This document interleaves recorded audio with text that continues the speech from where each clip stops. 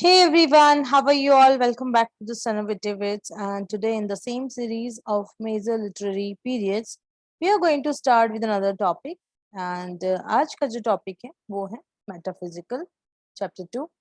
Metaphysical को पढ़ने के लिए हम पहले देखेंगे कि एक्चुअली मेटाफिजिकल होता क्या है, इससे रिलेटेड किस तरह के कॉन्सेप्ट्स को हमें क्लियर करना है और एग्जाम में किस तरह से आपसे क्वेश्चंस पूछे जा सकते हैं, आपको किस तरह से प्रिपेयर करना है, वो मैं आपको यहाँ हेल्प करने की कोशिश करूंगी।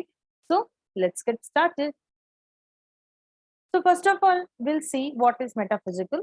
मेटाफिजिकल जो है, ये जो वर्ड है, ये एक तरह से आप कह सकते हो उसके पीछे एक कॉन्सेप्ट है।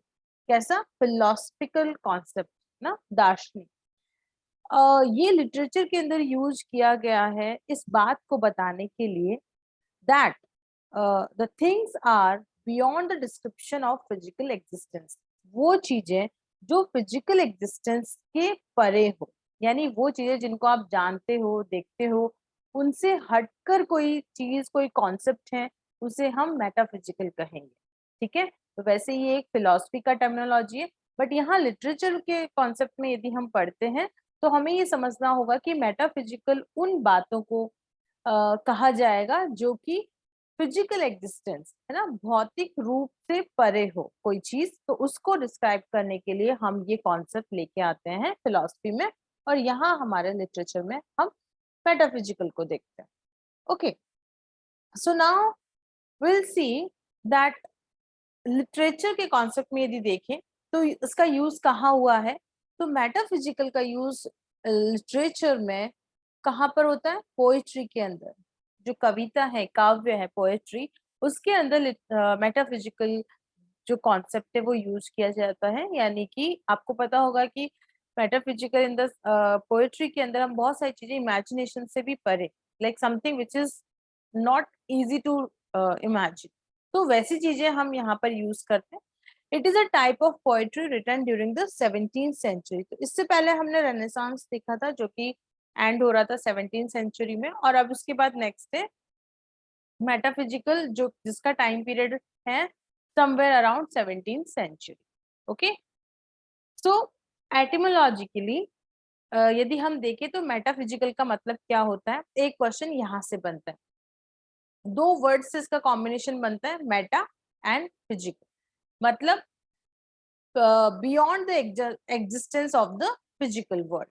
Okay, so it deals with the things that are beyond the existence of the physical world, so that is called metaphysical. अब हम देखते हैं कि इसका हमने देखा लिटरेचर के अंदर क्या यूज है, अब हम इसके फीचर्स देखते हैं, मेटाफिजिकल पोइट्री के फीचर्स देखते हैं। तो जो मेटाफिजिकल टेक्स्ट होते हैं या फिर मेटाफिजिकल पोइट्री के अंदर जो भी लिखा हुआ होता है वो बेसिकली बेस्ड ऑन विट होता है। Wit in the sense is intelligence, बुद्धि पर बेस्ड होता है। यानी कि एक आसान, एक नॉर्मल इंसान उस पोइट्री को समझ ही नहीं सकता यदि उसके अंदर इंटेलिजेंस नहीं है। But don't worry, you are with it, so you can definitely understand it. So these texts are based on wit and often deal with serious questions about the existence of God। किस तरह की poetry होती है, इसके अंदर poet जो है वो इस तरह की बातें लिखता है जिसमें serious questions on the existence of God and the tendency of human beings to perceive this world।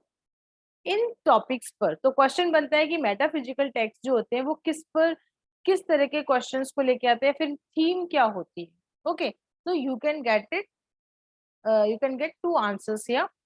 In metaphysical poetry serious issues are discussed, है ना, बहुत ही सीरियस इश्यूज को डिस्कस किया जाता है जो कि एग्जिस्टेंस ऑफ गॉड या फिर ह्यूमन बीइंग से रिलेटेड हो, but with a touch of humour. थोड़ा सा उसके अंदर ह्यूमर डाला जाता है, क्यों? ताकि उस सीरियसनेस को, सीरियसनेस की जो हाइट है, उसकी जो इंटेंसिटी है, उसको थोड़ा कम किया जा सकता है, बिकॉज बहुत सीरियस इशू को डिस्कस किया जाता है through the text, through the poetry, through the metaphysical poetry. तो उसके अंदर थोड़ा सा ह्यूमर डाल दिया जाता है ताकि वो जो सीरियसनेस है वो थोड़ा हल्का हो जाए। Metaphysical poetry elevates the readers of their normal existence to make them question the unquestionable।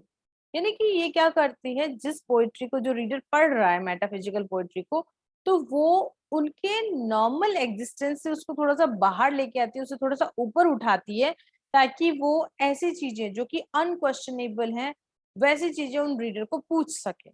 ठीक है, suppose if something is being asked about the existence of God, क्या आप भगवान को जानते हो, तो इस क्वेश्चन का आंसर थोड़ा ट्रिकी हो जाता है, आपका विट उस आंसर को ठीक से दे पाता है। ओके, मेटाफिजिकल टेक्स्ट जो होते हैं they offer comparisons of unlikely things and are loaded with conceits, paradoxes, irony. Metaphysical text जो होते हैं, पोइट्री होते हैं, उसके अंदर ऐसी चीजों में कंपैरिजन किया जाता है, बेसिकली मेटाफिजिकल कंसीट यूज किए जाते हैं, पैराडॉक्सेस यूज की जाती है, आयरनी यूज की जाती है, जो कि मतलब इनसे वो लोडेड होते हैं, और अनलाइकली थिंग मतलब दो अलग चीजों को कंपेयर किया जाता है। ठीक है, जैसा कि आप सिमिली और मेटाफर में देखते हैं, तो वैसे ही उसका एक हायर जो एलिवेशन है वो मेटाफिजिकल पोइट्री होती है। कैसे होते हैं वो? आर्ग्यूमेंटेटिव होते हैं, इंटेलेक्चुअल होते हैं, रियलिस्टिक होते हैं, और रैशनल यानी कि तार्किक इन देयर अप्रोच। तो इस तरह के टेक्स्ट जो है वो मेटाफिजिकल पोइट्री की उन टेक्स्ट का फीचर जो है होता है। क्लियर? अब हम देखेंगे एक वर्ड आया, उससे पहले हम देखते हैं कि मेटाफिजिकल पोइट्री का मीनिंग तो हम देख ही रहे हैं, साथ में इसका फंक्शन देखते हैं, इसका काम क्या है। तो एक बार को जब हम बताएं कि कोई रीडर मेटाफिजिकल पोइट्री को पढ़ रहा है, तो ये मेटाफिजिकल पोइट्री क्या करती है, उस रीडर को या ऑडियंस को एक बार के लिए पॉज कर देती है, यानी कि आप थ्रू आउट इसको रीड नहीं कर सकते हैं। जब आप मेटाफिजिकल पोइट्री पढ़ रहे हैं तो एक बार के लिए रीडर रुक जाएगा, उसको सोचना पड़ेगा, like what he is reading. It provides them with an opportunity to ponder over the ideas, है ना। ये एक ऐसी अपॉर्चुनिटी प्रोवाइड करता है कि जो आइडिया, जो थीम उस पोएम के अंदर दी गई है, उसके ऊपर रीडर एक बार को रुके, सोचे उसके बारे में, ponder in the senses think over, उसके बारे में सोचे, जो कि इस तरह के ideas that are not commonly seen and are unique, मतलब जनरल आइडियाज नहीं होते, यूनिक आइडियाज होते हैं, और जब आप उस पोएम को पढ़ते हो तो आपको एक बार के लिए ये पोएम सोचने के लिए मजबूर कर देती है। The challenging approach of metaphysical poetry allows the reader to concentrate on the things that exist beyond this world. ये जो अप्रोच है मेटाफिजिकल पोइट्री की, ये एक तरह की चैलेंजिंग अप्रोच है, जो रीडर को एक बार के लिए ये अलाउ करती है कि वो उन चीजों के ऊपर कॉन्सेंट्रेट करें जो कि इस वर्ल्ड में, इस भौतिक जगत में एग्जिस्टेंस ही नहीं करती है, something which is beyond this universe. Okay, it also allows the writers to express their inner thoughts in the verses, though higher cognitive skills are required to understand. Metaphysical poetry में क्या होता है, जैसे हम कह सकते हैं कि ऑटोबायोग्राफिकल, लिटिल बिट ऑटोबायोग्राफिकल, किस सेंस में, जब वो अपने इनर थॉट, जो पोएट है वो खुद अपने इनर थॉट्स को अपनी कविता के माध्यम से बता सकता है, लेकिन डायरेक्टली नहीं, उसको समझने के लिए पढ़ने वाले की हायर कॉग्निटिव बौद्धिक क्षमता जो है वो हायर होनी चाहिए, तभी आप उस कॉन्सेप्ट को अंडरस्टैंड कर सकते हैं। And abstract ideas presented in metaphysical text, ideas जो है वो क्या है, एब्स्ट्रैक्ट है। और एब्स्ट्रैक्ट आइडिया क्या होते हैं, ऐसे आइडियाज जो आप देख नहीं सकते हो, छू नहीं सकते, यानी कि जो आपके सामने नहीं है, something which is somewhere in imagination, in case यदि आप उस पर थोड़ा ध्यान देते हो। ठीक है, बियॉन्ड दिस यूनिवर्स, जो कि नेचुरल नहीं है, जनरली आपको नहीं मिलेगा। तो इस तरह की पोइट्री जो है वो मेटाफिजिकल पोइट्री होती है, और इस तरह के इसके फंक्शन होते हैं जो कि रीडर को एक बार को रुक कर सोचने पर मजबूर कर देता है, कंसंट्रेशन रिक्वायर्ड होता है इसके अंदर। और हम देखें तो ये मेटाफिजिकल पोएट्री आई कहाँ से, पहले हम देखते हैं। तो ये जो मेटाफिजिकल पोएट्री एक क्रिटिक थे, critic and literary critic and poet Samuel Johnson, Johnson ने पहली बार ये टर्म मेटाफिजिकल पोएट्री को इंट्रोड्यूस किया था अपनी बुक में। कौन सी बुक में? Lives of the most eminent English poets, that was during this period. Okay, in this book, Johnson wrote about a group of 17th century British poets. that included John Donne, George Herbert, Richard Crashaw, Andrew Marvell and Henry Vaughan. ये सारे के सारे ही हमारे metaphysical poets हैं जिनके बारे में Samuel Johnson ने पहली बार मेटाफिजिकल पोइट्री का टर्म दिया और अपनी एक बुक थी lives of the most eminent English poets जिनके बारे में अपनी इस बुक में लिखा. Okay, he noted how the poet shared many common character. उन्होंने ये देखा कि ये पोएट जो थे आसपास अराउंड 17th सेंचुरी के हैं ये सारे. उन्होंने नोट किया कि ये सारे के सारे जो पोएट्स हैं इनकी जो राइटिंग स्टाइल है, इनकी जो पोएट्री है, उसकी जो कैरेक्टरिस्टिक्स है वो सिमिलर है. ठीक है, इनमें कोई ना कोई चीजें कॉमन है और स्पेशली बात करें तो विट एंड इलेबोरेट स्टाइल, ये चीजें इनकी राइटिंग में कॉमन है. इसलिए सैमुअल जॉनसन ने एक नया टर्म दिया मेटाफिजिकल पोएट्री. मेटाफिजिकल पोएट्री के अंदर जो कॉन्सेप्ट है हमने देखा कि वो जो कि बियॉन्ड दिस यूनिवर्स है, ऐसा कॉन्सेप्ट उसके अंदर लाया गया है. और ये जितने भी हैं John Donne, George Herbert, Richard Crashaw, Andrew Marvell, Henry Vaughan, ये सारे के सारे पोएट जो हैं इनका राइटिंग स्टाइल सेम ही है, इसलिए इनको सबको नाम दिया मेटाफिजिकल पोएट्स. ओके, अब यहाँ से 2-3 क्वेश्चन बनते हैं कि सबसे पहले ये टर्म किसने दी मेटाफिजिकल पोएट्री, कौन कौन से पोएट्स हैं, ठीक है, और फिर विट इंटेलिजेंस वाली बात, कौन सी सेंचुरी है. तो ऐसे करके कुछ क्वेश्चंस बनेंगे एंड डेफिनेटली आप इनको कर पाओ. ओके, फिर हम देखते हैं मेटाफिजिकल कंसीट जो भी थोड़ी देर पहले आया था, क्योंकि मेटाफिजिकल पोएट्री के अंदर हमने देखा कि मेटाफिजिकल कंसीट, आयनी, पैराडॉक्सेस, इन सबको यूज किया जाता है ताकि जो चीजें एग्जिस्ट नहीं करती है उसके बारे में बात की जाए. ठीक है, तो metaphysical conceits are the central importance. जरूर से जरूर जो पोएट है वो मेटाफिजिकल कंसीट उसके अंदर यूज करेगा ताकि वो अपनी आइडिया को एक्सप्रेस कर पाए. तो अब हम देखते हैं कि मेटाफिजिकल कंसीट होता क्या है. आपने दो चीजें पढ़ी होगी, simile and metaphor. Simile compare करता है दो अलग अलग चीजों में लाइक और एज वर्ड के साथ में. जैसे she is beautiful like a rose. Metaphor जो होता है वो भी दो, क्योंकि हमने देखा कि सिमिली के अंदर रोज अलग चीज है और शी, रोज एक फ्लावर है और शी एक गर्ल है. दो अनकॉमन है, एक फ्लावर है, एक प्लांट किंगडम से आता है और एक हम कह सकते हैं कि एक ह्यूमन बीइंग है. लेकिन वैसे ही जो मेटाफर है वो भी कंपैरिजन करता है but not direct, indirect comparison करता है. If I say she is a rose, in the sense कि वो रोज है, मतलब रोज नहीं है, रोज के जैसी है, तो हुआ कंपैरिजन. अब मेटाफिजिकल कंसीट क्या होता है, ये हम कह सकते हैं एक तरह का far fetched metaphor, hyperbole, contradiction, simile, paradox, oxymoron, इन सब का एक हायर लेवल कंपैरिजन होता है. इस तरह का कंपैरिजन जो कि जनरल नहीं है. जिस जिस कंपैरिजन को यदि आप देखोगे तो आपको लगेगा कि वाह, मतलब आप रुकोगे और आपको फील होगा कि हाँ कंपैरिजन किया गया but it's not a common comparison.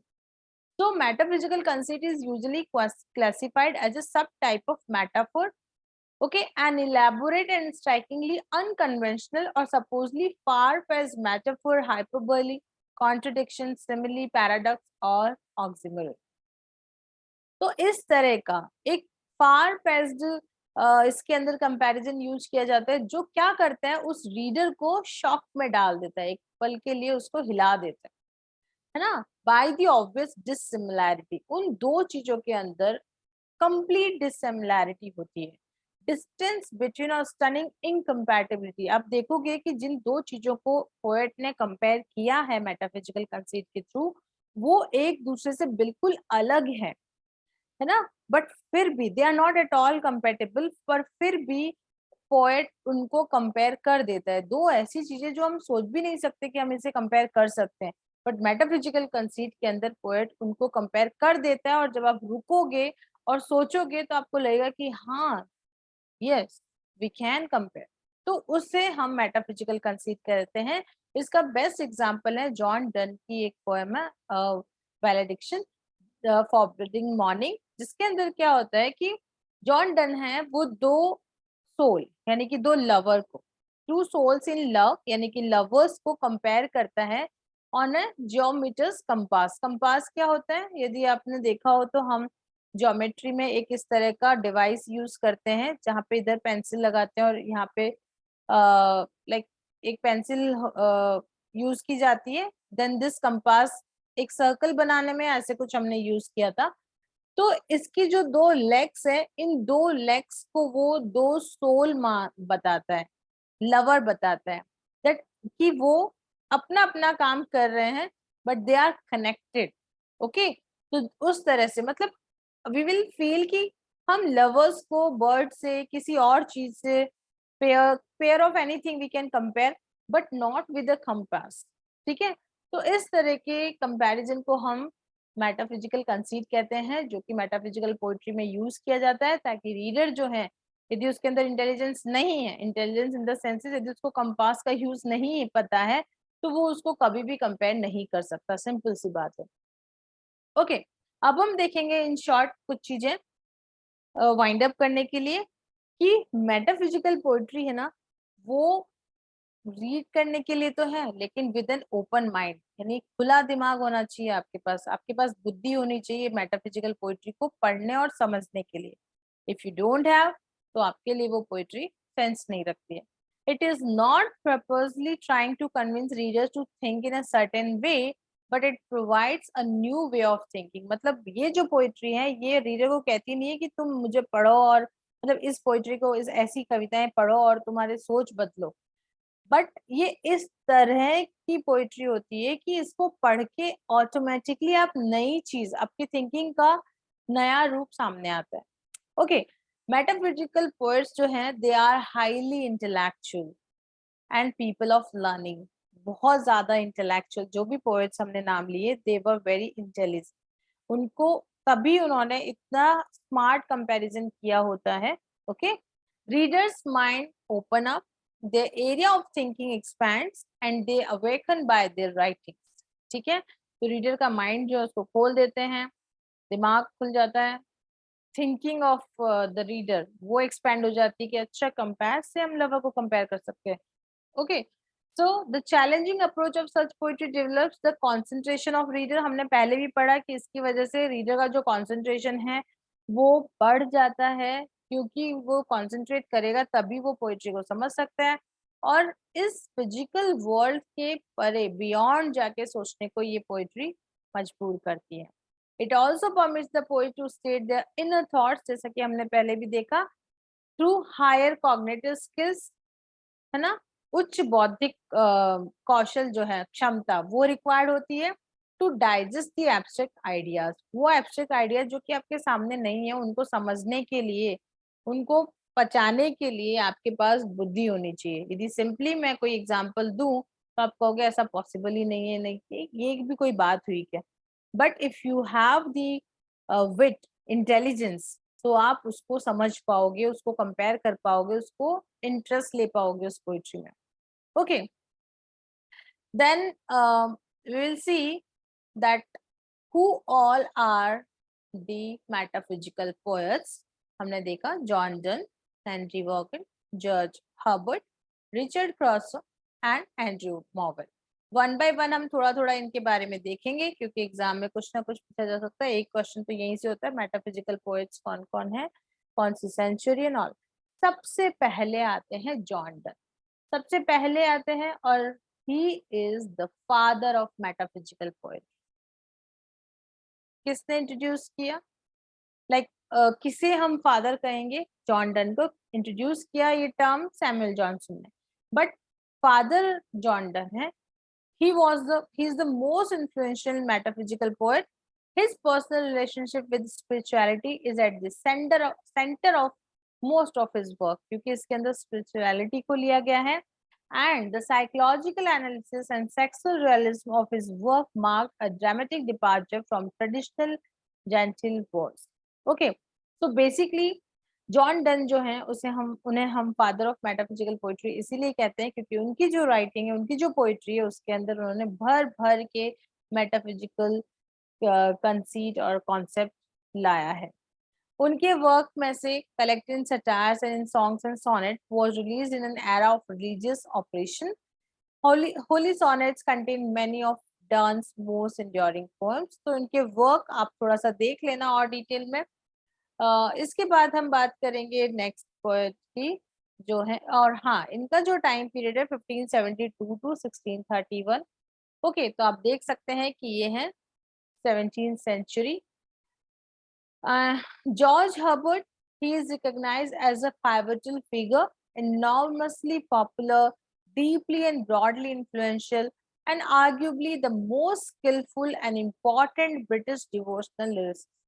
Okay, throughout his life, पूरी लाइफ में उन्होंने religious poems लिखी हैं, characterized by a precision of a language, a metrical versatility, and an ingenious use of imagery or conceit. तो conceit का use इन्होंने किया है, imagery का यूज किया गया है, religious poems लिखी हैं by a precision of language, metrical versatility. Okay, in 1633, all of Herbert's poems were published in the temple, sacred poems and private ejaculation. ये बहुत ही इंपॉर्टेंट है. जॉर्ज हर्बर्ट जो है इनको फॉलो करते थे. जो नेक्स्ट है हेनरी वॉगन, उनके बारे में हम पढ़ेंगे. तो जॉर्ज हर्बर्ट के बारे में हमने देखा कि ये भी बहुत इंटेलिजेंट की पोइट्री जो थी वो रिलीजियस हुआ करती थी और उसके अंदर मेटाफिजिकल कंसीट यानी कि मेटाफिजिकल पोइट्री थी. फिर हम देखते हैं एंड्रू मार्वेल. ये John Donne and George Herbert के साथ में थे. इनकी पोएम्स में है to his coy mistress, the garden and Horatian ode upon Cromwell's return from Ireland, the Mower's Song and the Country House. Poem upon Appleton House.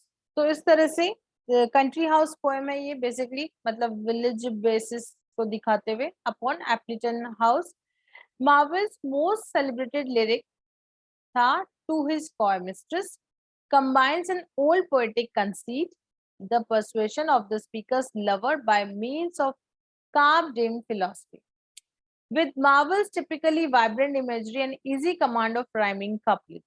ठीक है, तो इन्होंने राइमिंग कपलेट्स लिखे हैं, मतलब ये इनकी टू हिज कॉय मिस्ट्रेस को आप लर्न कर लेना, जो कि उनका मेटाफिजिकल कह सकते हैं कि कंसीट उन्होंने इसके अंदर यूज किया गया है और जो कि मेटाफिजिकल पोइट्री को इंट्रोड्यूस कर.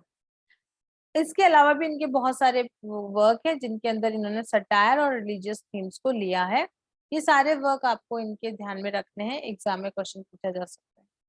ठीक है, इनका टाइम पीरियड था 1621 to 1678, that means 17th century and that we call metaphysical. Okay, इसके बाद है हेनरी वॉगन. ये बहुत ज्यादा फेमस नहीं हुए थे क्योंकि इन्होंने जो कुछ भी किया वो अपने मेंटर जॉर्ज हर्बर्ट को कॉपी किया. Copy in the senses like everything was based on his temple. जो उन्होंने अपनी टेम्पल में पोइट्री लिखी थी उन पर बेस्ड उन्होंने बहुत सारा वर्क लिखा. और he had a gift of spiritual vision और imagination that enabled him to write freshly and convincingly, as is illustrated in the opening of the world. The world करके एक इनकी राइटिंग है जो कि बहुत ज्यादा फेमस है. इसके अलावा भी बहुत सारी चीजें उन्होंने लिखी है, लेकिन he was not that much famous for his writings. Okay, then we have Richard Crashaw. ये कहते हैं कि इन्होंने जो कुछ भी लिखा है, इनकी राइटिंग स्टाइल है वो डन पर गई हुई है, यानी कि इन्होंने डन पर बेस होकर लिखा है, जॉन डन को फॉलो किया. His originality was one of treatment and technique, and he carried English prosody to a higher refinement. English prosody एक लिटरेरी टर्म है जिसको कि हम लिटरेरी टर्म्स के चैप्टर में कंप्लीट करेंगे. उसे इन्होंने हायर रिफाइनमेंट पर लेके गए, a more glittering felicity than it had ever achieved. Among the secular poem, जो भी उन्होंने रिलीजियस पोएम लिखी है उनकी, उनमें है music duel and wishes to his suppose mistress. तो ये आपको थोड़ा सा देख लेना है कि क्या वर्क है, क्या उनका टाइम पीरियड है, और मोर इम्पोर्टेंटली कि वो एक मेटाफिजिकल पोएट है. तो सिंपल क्वेश्चंस में ऐसे ही आएंगे कि, और थोड़ा डिटेल क्वेश्चन में इनकी राइटिंग पूछा जा सकता है. अब हम देखते हैं कि इंग्लिश लिटरेचर के अंदर मेटाफिजिकल पोएट्री जो है उसका क्या कंट्रीब्यूशन. जैसा कि हमने देखा कि एक टाइम था, यानी कि 7th सेंचुरी थी जिसमें हर कोई, यानी बहुत सारे मेटाफिजिकल पोइट्स आए।